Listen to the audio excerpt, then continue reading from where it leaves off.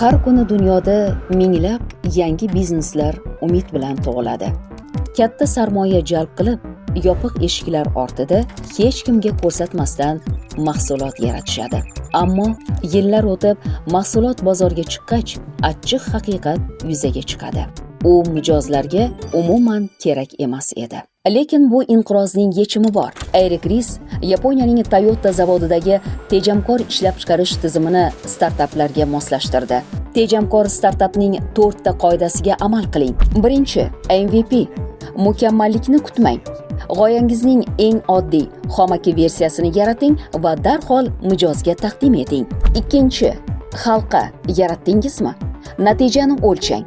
Xatolardan o'rganing. Bu jarayonni tinimsiz aylantiring. Uchinchi, tasdiqlangan o'rganish.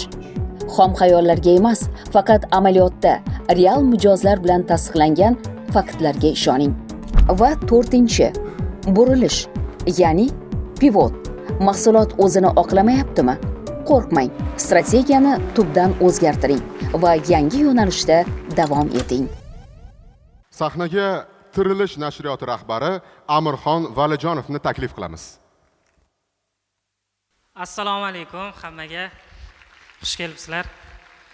Kim boy bo'lishni xohlaydi? Qo'limizni ko'taramiz. Ko'p odam ekan-a. Rahmat. Xo'p, O'zbekistonda hamma o'zbekistonlik yoshlar boy bo'lishi kerak. Shu fikrda qat'iyman. Amazon, Google, Apple kabi dunyoning gigant kompaniyalari ham bir paytlar oddiy startap bo'lgan.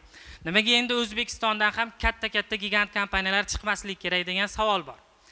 Xo'p, bugungi kitobimiz Tejamkor startap kitobi biznes qilmoqchi bo'lganlar uchun alifbo. Ya'ni birinchi o'qilish kerak bo'lgan kitob. Xo'p, ko'pchilik biznes qilishda hamma narsa mukammal bo'lishi kerak deb o'ylaydi.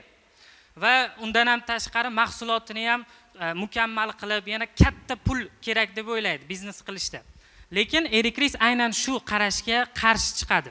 Uning fikriga ko'ra, tez boshlash kerak, kichik ishlardan boshlash kerak va bo'lib ham odamlarni yaxshi o'rganish kerak. O'zi odamlarga nima yoqadi-yu, nima yoqmaydi. Odatda biz bir ish ustida juda qattiq kirishamizda, bor resursimizni, pulimizni hammasini sarflaymiz. Natijada u mahsulotni xalqqa olib chiqqaningizda, u o'zi odamlarga umuman kerak bo'lmasligi ham mumkin. Tejamkor startap kitobi esa sizni vaqtingizni ham, pulingizni ham, resurslaringizni ham tejab beradi. Xo'p, menga yana kitobni yoqqan tomonlardan biri, unda quruq motivatsiya yo'q. Tejamkor startapda real hayot bor. Unda sinab ko'rish bor, xato qilish bor, xatolardan xulosa chiqarib tez o'rganish bor. Hozirgi kunda dunyodagi eng kuchli odamlar kimlar desa, hamma narsani biladigan odam bu eng kuchli odam emas. Hozir tez o'rganadigan odam eng kuchli odam. Yoshlarimiz shuning uchun ham meni fikrimcha bu kitob aynan o'zbek yoshlari uchun juda foydali bo'ladi. Chunki bizning yoshlarimizda g'oya juda ko'p. Ularda shijoat bor, harakat bor, kerak bo'lsa resurslar ham bor, lekin odatda biz nimadir boshlashdan avval bizda qo'rquv, hadik bo'ladi. Tejamkor startap esa avval boshlab olgin, yo'l-yo'lakay xatolaringni tuzatib, tekshirib borasan degan fikrni beradi. So'zimning oxirida shuni aytmoqchiman, bu kitob faqat biznes uchun emas, har qanday faoliyatni tubdan yaxshilashni o'rgatadigan qo'llanma ushbu kitob. Undan tashqari Tejamkor startap tamoyillaridan davlat loyihalarida sog'liqni saqlash, ta'lim va kerak bo'lsa global muammolarni hal qilishda ham foydalanish mumkin. Kitob qanday qilib kelajagi bor narsani tez o'rganib, foydasiz narsadan uzoq turish kerakligini o'rgatadi. Rahmat. E'tiboringiz uchun tashakkur.